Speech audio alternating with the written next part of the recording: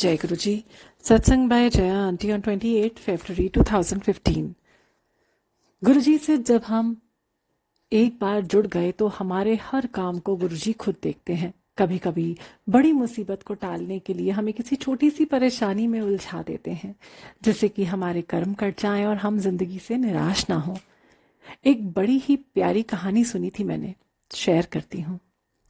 किसी मंदिर में एक दिन पुजारी ने भगवान से कहा कि आप तो बस यूं ही खड़े रहते हो और मुस्कुराते रहते हो, कभी एक दिन के लिए मेरी जगह लेकर तो देखो, तब पता चलेगा कि कितना ध्यान रखना पड़ता है मुझे। भगवान ने कहा, ठीक है, पर एक शर्त है कि तुम चुप रहोगे, कुछ भी हो जाए मुंह नहीं खोलना।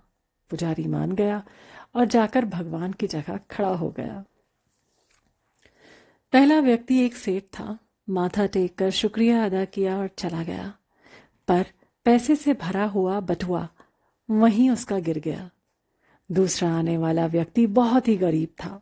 आते ही रोने लगा कि भगवान, आज यदि मुझे पैसे नहीं मिले तो मेरा परिवार तो भूखों मर जाएगा। और तभी उसकी नजर पर्स पर पड़ी। उसने कहा, प्रभु, ये तो आपने ही मेरे लिए भेजा है, शुक्रिया आपका। पुजारी जो भगवान बन के खड़ा था वो मना करना चाह रहा था कि ये बटुआ तो सेठ का है, मत लेकर जाओ, वो अभी आता ही होगा उसे लेने। पर चुप रहने का वचन जो दिया था, उसे बटुआ ले जाने से नहीं रोक पाया। और इसके बाद एक नाविक यानी सेलर वो आया, जो अपनी लंबी यात्रा पर जाने के पहले माथा टेक कर आशीर्वाद लेने आया था। उधर सेठ को जब अपना पर्स नहीं मिला तो वो पुलिस लेकर आ गया और पुलिस ने इस नाविक को पकड़ लिया।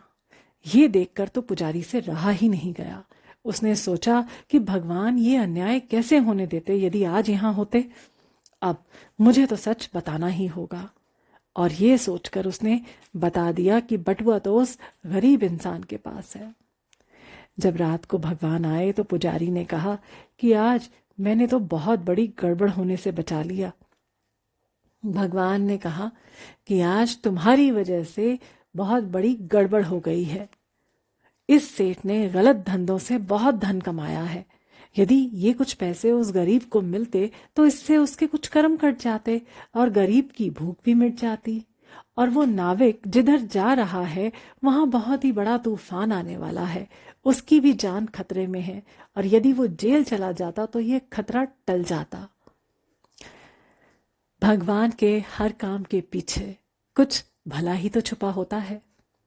कहानी जो कह रही है वही हम संगत को भी समझना है। जब हम गुरु जी के पास आ गए हैं, फिर भी हमारी तकलीफ यदि कम नहीं हुई है तो हमें समझ लेना चाहिए कि गुरु जी हमारी कोई मुसीबत को टाल रहे हैं।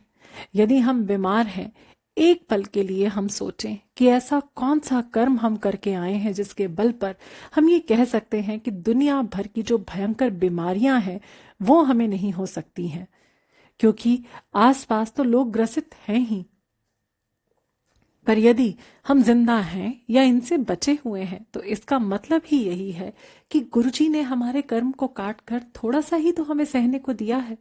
यदि हमारा सारा धन संपत्ति बर्बाद हो रही है पर सर पर छप्पर है और परिवार का साथ है, तो क्या हम मालिक का शुक्रिया अदा नहीं कर सकते?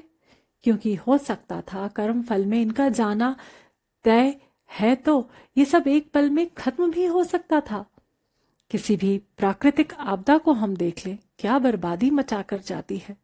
हम क्या उस स्थिति से बेहतर रहने के लिए गुरुजी का शुक्रिया अदा नहीं कर सकते? गुरुजी को हमारा भूत भविष्य सब दिखता है।